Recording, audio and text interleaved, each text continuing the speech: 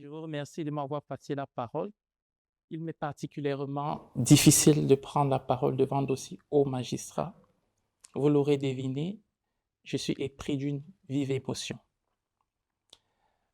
Chers membres de la Cour suprême du Canada, chers membres de la JUCAF, chers invités, je tiens tout d'abord à remercier les membres de la Cour suprême d'avoir accepté que la remise de ce prix se tienne au sein de cette institution. Je remercie également les membres de la JUCAF de m'avoir décerné ce prix. Je remercie enfin mes invités en soulignant particulièrement la présence du professeur Pierre Noreau qui a co-dirigé cette thèse. Cette thèse s'intitule ainsi qu'il suit « L'imaginaire constitutionnel en Afrique subsaharienne ». Ce sujet n'est pas né spontanément. Il s'adosse sur un constat préliminaire à l'observation de la littérature constitutionnelle africaine et même africaniste relativement à la production de l'ordre constitutionnel en Afrique subsaharienne. Nous avons observé que cette littérature abordait la question sous le prisme du mimétisme constitutionnel.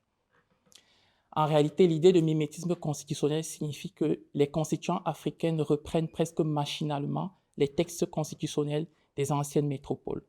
Cette idée, pour séduisante qu'elle puisse paraître, nous a semblé fragile à bien des égards. D'abord, le texte n'explique pas tout. Le texte n'épuise pas la normativité.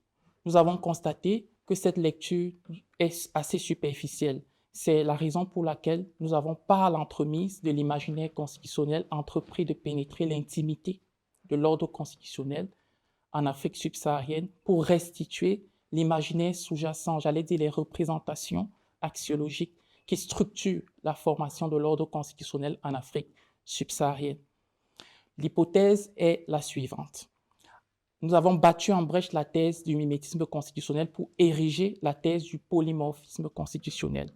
C'est l'idée d'un métissage constitutionnel, d'une forme de tissage entre les cultures constitutionnelles, une imbrication finalement entre les cultures constitutionnelles.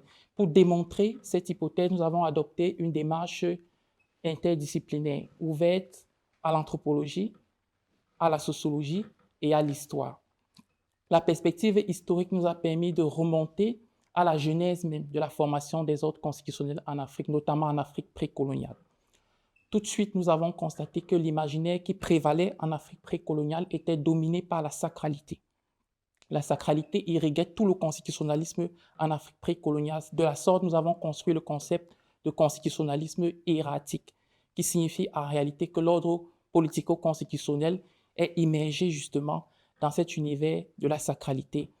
À la différence des constitutions modernes occidentales, les constitutions traditionnelles ne reposent pas sur l'utopie rationnelle du contrat social, mais sur le mythe de l'ancêtre fondateur. C'est la première dimension de la sacralité qui forge la construction de l'ordre constitutionnel.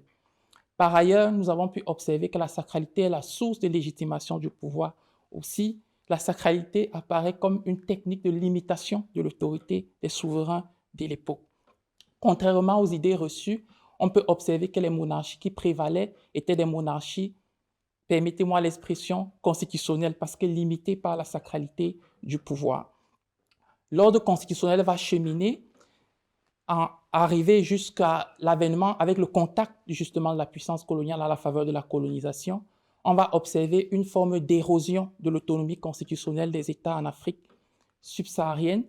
Les puissances coloniales vont ériger un nouveau constitutionnalisme, notamment un constitutionnalisme autoritaire, j'allais dire autocratique, fondamentalement adossé sur l'idée d'effacement de tous les traits caractéristiques de l'imaginaire précolonial. On assiste donc à la désacralisation du pouvoir, au démantèlement des structures communocratiques qui prévalaient à l'époque, justement à la dénaturation des chefferies traditionnelles qui étaient autrefois des pouvoirs politiques, mais deviendront des pouvoirs administratifs au service de la puissance coloniale. Après cette période, arrivent les indépendances. À la faveur des indépendances, on va observer que les puissances coloniales ne vont pas complètement se retirer dans la construction de l'imaginaire qui va prévaloir dans la post-colonie. On va observer une forme d'assistance des puissances occidentales dans la rédaction des tout premiers textes constitutionnels qui vont prévaloir justement en Afrique subsaharienne. C'est la raison pour laquelle ces textes vont porter le marqueur de l'État-nation.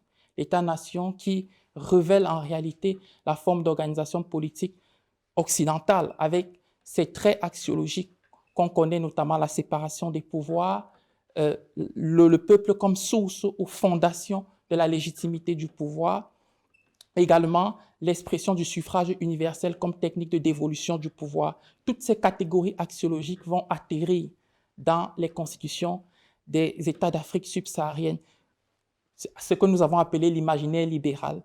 Malgré cette consécration formelle, on va observer dans la réalité qu'il y aura une transgression substantielle par les acteurs institutionnels qui vont en réalité battre en brèche plusieurs des catégories forgées par les textes constitutionnels.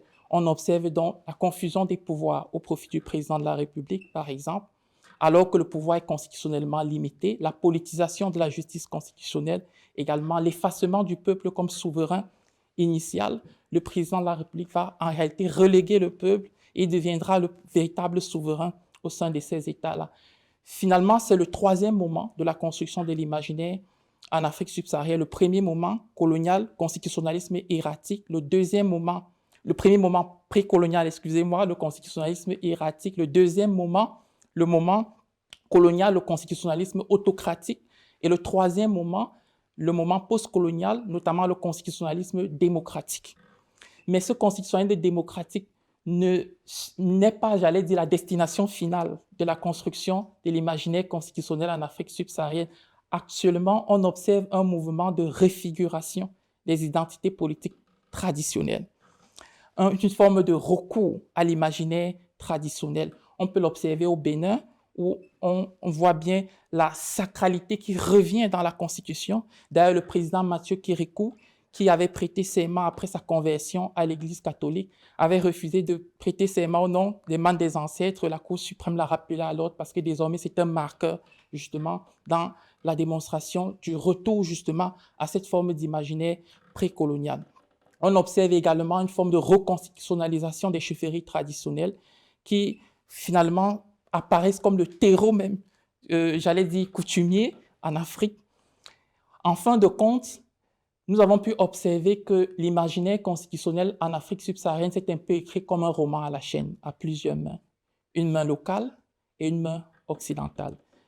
Finalement, cet imaginaire est le produit d'une sédimentation de plusieurs couches successives. L'imaginaire précolonial, l'imaginaire colonial et l'imaginaire postcolonial. La difficulté aujourd'hui réside dans le tissage entre les cultures, le dialogue interculturel, je peux me permettre l'interculturalité au sens constitutionnel. On assiste davantage dans certains États à une forme de bricolage institutionnel.